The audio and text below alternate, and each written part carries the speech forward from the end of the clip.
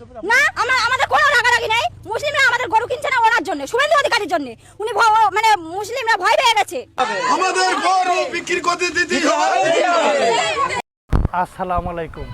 এবার খেলা জমেছে পশ্চিমবঙ্গে। পশ্চিমবঙ্গের উগ্রবাদী হিন্দুর গডফাদার শুভেন্দু অধিকারী ক্ষমতা আসার পর ঘোষণা করেছে যে মুসলমানরা এবার তাদের গোমাতা কুরবানিতে জবাই করতে পারবে না।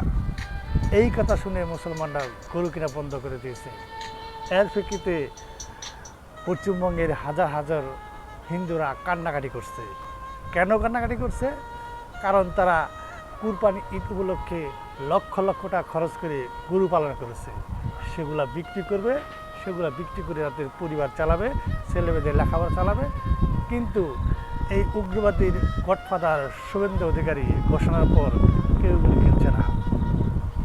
তাই হিন্দুরা এখন আন্দোলন করছে যাতে মুসলমানরা গরু কিনতে পারে, এবং তারা থানা ঘেরাও করছে, রাস্তাঘাটে মিছিল করছে, কান্নাকাটি করছে।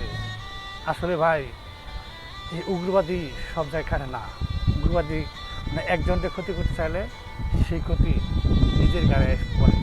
এখন যদি তারা গরু বিক্রি না করতে পারে, তারা পথের ফকির হবে। কেউ কেউ বলছে তারা আত্মহত্যা করবে। আমি বাংলাদেশের সরকারকে বলি, বাংলাদেশে যাতে এই ভারতীয় গরু না আসতে পারে। কারণ ভারতীয় গরু আসলে বাংলাদেশের অনেক খামার তৈরি হয়েছে, তারা গরু পালন করে তারা জীবিকা নির্বাহ করে, তারাও ক্ষতির সম্মুখীন হবে।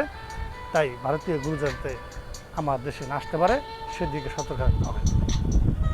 উগ্রতা, হিংসার মাঝে কোনো শান্তি নেই।